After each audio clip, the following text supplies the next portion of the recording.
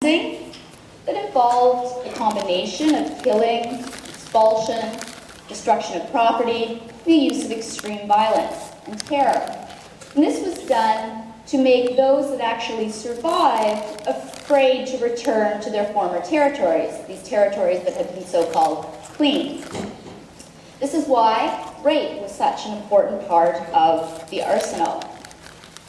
Now, these actions, as I said, created a kind of homogenization in areas and regions that hadn't been so beforehand. So one of the things that I wanted to emphasize, and the important thing to take away from that lecture, was that the process of ethnic cleansing, in this process you can see how this form of violence polarized the region and actually created hatreds where they might not have existed before. So the idea, and this is the theme of our course, is that violence breeds violence. The notion of ancient hatreds in the former Yugoslavia is very flexible, and it covers up decades of cooperation and coexistence. The differences were often sort of as much a result of the violence as they were the cause of it. We also talked about some of the important causes of the breakup, the important aspect of nationalist politics. One factor goes back to the role of key individuals, key politicians. And I said that in contrast to other situations that we've talked about, in this case, there were some individuals who'd made an entire career in playing this sort of nationalist card, so who used the divisions to their advantage. Milosevic, Tudjman, Karadzic, they all played this nationalist politics. They played the role of so-called liberator for the sake of sort of increasing their own power. And this came at a moment of dislocation and instability, the breakup of communism. It was a moment to take advantage of. So here's an exam tip. This is the way you can think about it for the exam. The breakup of Yugoslavia and the ensuing wars brought together many themes and many of the issues, topics that we've covered in the course so far. The role of the two world wars, the idea, the fact that Yugoslavia was formed after World War I. We'd even talk about the role of Serbia in World War I. The divisive politics and violence of World War II, the unpredictability of events, the rise and fall of communism and the impact of the post-communist world, of course the Cold War as well. The notion, major theme, that violence itself is a force in history. It is important, though, talking about Yugoslavia, to note that things have changed. For instance, Milosevic was brought down by internal forces inside of Serbia itself. Today, we're going to turn to a bigger topic, and this is demographic transitions, transformations within Europe. So if you think about this topic, migration and immigration into Europe over the past 50 years, it also connects to many themes and topics that we've touched on since we discussed World War II. Decolonization, Cold War, collapse of communism, European integration, they all involve movements of people. Actually, the breakup of Yugoslavia does as well. Now, people talk about these changes as, quote, the changing face of Europe. Countries of Northern, Western, Central, and even to a certain degree Eastern Europe can no longer be described as ethnically homogeneous. Actually, they really never were. They certainly can't describe themselves as that anymore, or sort of perceive themselves in this way. Immigration and migrant labor increased during the very buoyant economics of the 1950s, 1960s. But these gave way to recession, the 1970s and the 1980s. Both the immigrants themselves and Europeans, just a preface, in this case I'm generally talking about sort of Central Western Europe, because to date that's where most of the immigration has been to. So in general, immigrants and Europeans themselves had to cope with additional challenges of immigrant poverty, racial discrimination, and violence. So the very struggle to respond to these problems, which have not gone away, have left its sort of imprint on the laws, on the welfare system, and on every mainstream European political party, even as xenophobia has become the defining sentiment of Europe's far right. And we'll talk about that a little bit more towards the end of the lecture. We're going to start, as usual, by showing a brief excerpt from a film. This is a 2002 film from the UK. It's called Dirty Pretty Things. And there's three things that I want you to think about as we're watching this excerpt. One, the difficulty for new immigrants, legal or undocumented, in their host countries. The necessity of the influx of workers and the types of positions that they're sort of relegated to. In this case, it's the hospitality industry. And the third issue is the invisibility of undocumented workers or even legal immigrants. So this film takes place actually in 2002 as well, and it's about a Nigerian immigrant. He's a physician. He's actually an illegal immigrant, I should say, an undocumented worker. And Sine is a legal Turkish chambermaid. They work at the same West London hotel in Britain. This is sort of a locus of drug dealing and prostitution. Now, Sine is seeking asylum, but that means that she's not allowed to work. She's not allowed to earn money.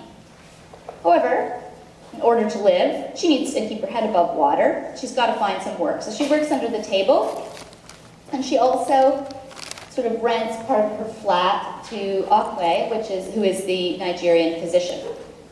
It's the only way they can both sort of afford London. So we're going to watch a scene where she's questioned by two British immigration officials who become suspicious about her, whether she's renting the flat out to someone, and about her working when she's not supposed to. It's just a very brief clip, about 5 minutes.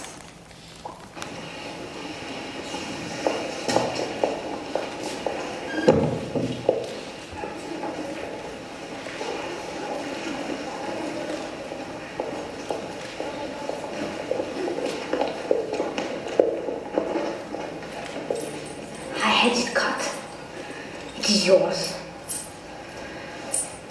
You were right. This way is more sensitive.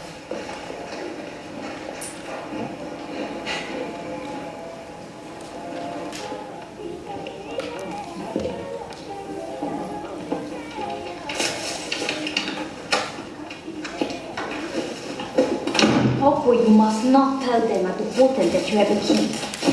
Tonight, I tell them only the truth. Even so. And show them that your back hurts so they know you sleep on the floor. But that is not true. I sleep on the couch. The couch is not as real as the floor, okay? Believe me, I'm a woman. And some of those bitches won't know what is a couch. But they know floor. They clean floor. For you. Immigration Enforcement Directive. On the door.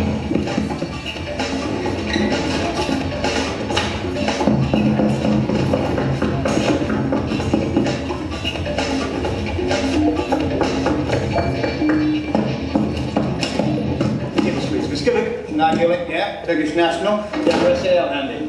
What? Your standard acknowledgement letter, your ID. Oh, yeah. Neighbours, Shania, they see things. They say in the last few days they've seen someone come and go. A man. Sometimes, Shania, a woman in your position can be exploited. There are lots of people living in London without any kind of papers at all. They prey on people like you. Prey? There is someone living here. There is no one living here. You are aware, Shania, that your ELR status means you're unable to accept rent. You're seeking asylum. You're engaged in employment of any kind for at least 6 months. You're not working, are you, Shania? Mind if I use your bathroom? Your case is under review.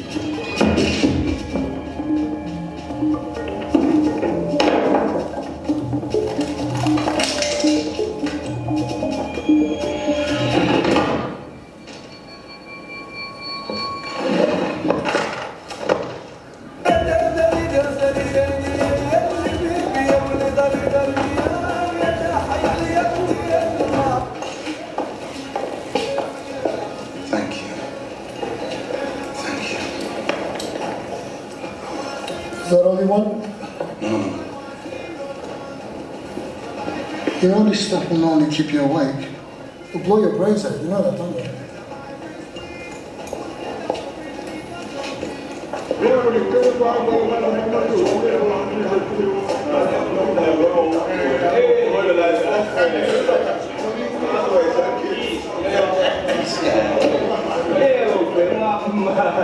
Hey, somebody's husband came over early, right?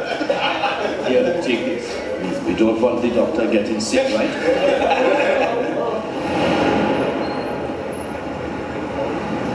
My turn. I played them one of these fella songs, and actually they were very good. No, they were already very fun. It's bound to happen. You stay here too long. You start dressing like an Englishman, huh?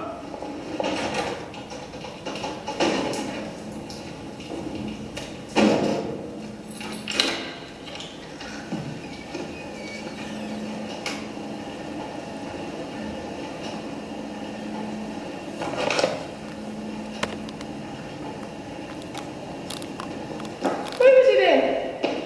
Who? Have a date. Every payday, 4:45. Hey! Come on, lover boy. Oh, man, will you help me? Hey, guy, before you took £5, huh? But you watch the door, huh? Yeah? Come, my little princess, come, little princeso. Security room is out of bounds for half an hour. 5 minutes max. Immigration Enforcement Directive.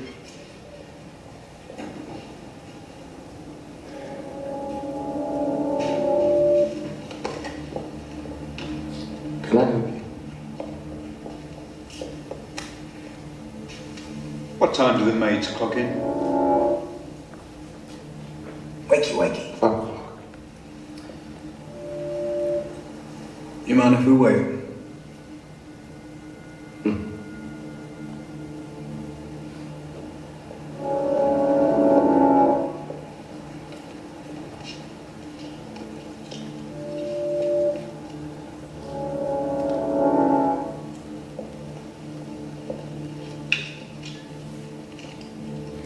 Excuse me.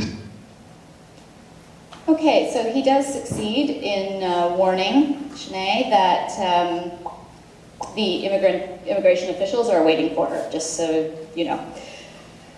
Okay, one important aspect is, or one important note from our TA, head TA, thank goodness she's here, averted a disaster potentially, is the exam is April 23rd, not April 24th. So, final exam, April 23rd. Okay, the topic of demographic transformations is generally difficult to talk about because in many ways it's so amorphous. There have been many dramatic changes, but they're not necessarily even changes.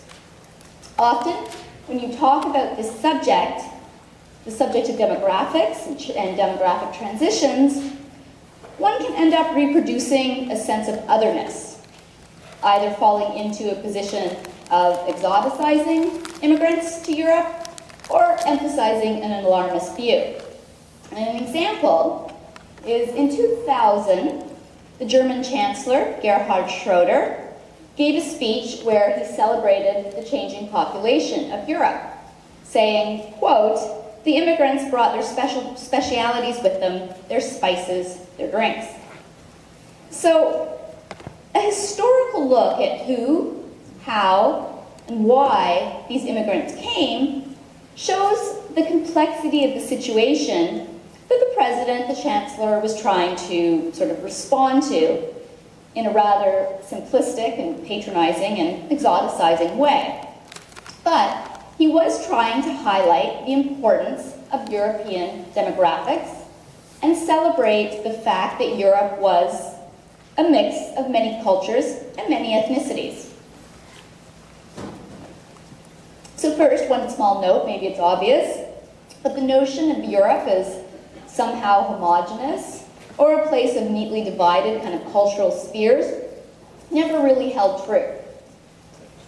Certainly, from the 1500s, the 1800s, and increasingly throughout the 1900s, most of the population movement was from Europe out. Colonization, warfare, trade, travel, and conquest. However, mid to late 1900s, mid to late 20th century, that movement largely switched direction. For the first time in modern history, the number of people from parts of the world who came to Europe exceeded the number of people who left. The influx of migrant laborers and guest workers, many of whom eventually settled on a permanent basis, had many ramifications for European societies and governments. New immigrants brought distinctive cultures, religions, and lifestyles, not to mention important labor power, that in many ways enriched European host countries. At the same time, they posed a challenge to the European national identities, the sense of European national identities, which had traditionally rested on the assumption, as I've said, not the reality, but the assumption of cultural homogeny. So it's important to note that there were also plurals inside of Europe, some of which we've talked about earlier in the course. The multinational, Habsburg, German, Russian, and Ottoman Empire had many different cultures. You have to keep in mind that it's not simply a change, therefore, from monolithic, homogeneous cultural units to multiculturalism, even though this was and still is the perception in Europe today, to a certain degree. Now, major population movements began in World War I and even in the decade before. Both the Nazis and the Soviet Union used forced population movements as a method of control. The Nazi General Plan East saw the beginning of expulsions of Poles eastward to make room for ethnic Germans coming from east to west. Shortly before, during, and immediately after World War II, Stalin conducted a series of massive deportations, actually such a huge scale that it really affected the ethnic map of the Soviet Union profoundly. Between 1941 and 1949, over about 3 million people were deported to areas in Siberia and the Central Asian republics. This was all a mix of people: Romanians, Poles, ethnic Ukrainians, Germans, and Koreans. Following World War II, we talked about this a little bit, some 10 million ethnic Germans then flooded into post-war West Germany after being expelled from their homes in Eastern Europe. In the post-war years, in the early 1950s in particular, there was a massive amount of population movement that was often linked to economic reparation and economic expansion. Britain, for instance, recruited tens of thousands of Italians, displaced Poles, and others for its European volunteer worker service. And in the first post-war decade, a lot of this movement was in and around Europe itself, so from South to North Europe. For example, from Italy, from Yugoslavia, from Greece, into West Germany, from Portugal to France. There was also significant population movements from east to west. Most dramatically, from East Germany to West Germany until the building of the wall in 1961. And actually that was one major reason for the building of the Berlin Wall, was the influx, well, I should say actually the flux out of Eastern Germany, particularly of young professionals, so sort of the brain drain. Now some of this economic immigration was based on the notion of temporary migrant labor. It was in the post-war decades that foreign-born migrants made up an increasing proportion of the workforce in pretty much every Western European state. They were actually encouraged by European governments because European governments were very concerned about a labor shortage. These workers took on a variety of skilled, but most often unskilled work. The number of foreigners living and working in Western Europe, actually from the end of the war, it tripled in 30 years. It's a huge, huge growth. The German word for sort of migrant or temporary worker was Gastarbeiter, which means guest worker.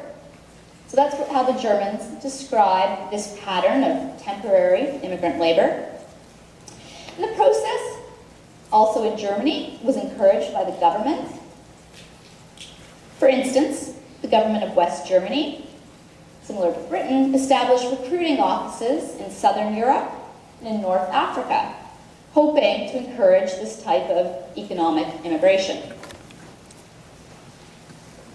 The idea was supposed to be that guest workers would be brought in to work in agriculture and also in the economy and industries associated with the rebuilding of the West German nation, physically and economically, from the destruction of the war. There was this notion that these workers should come, assist, and then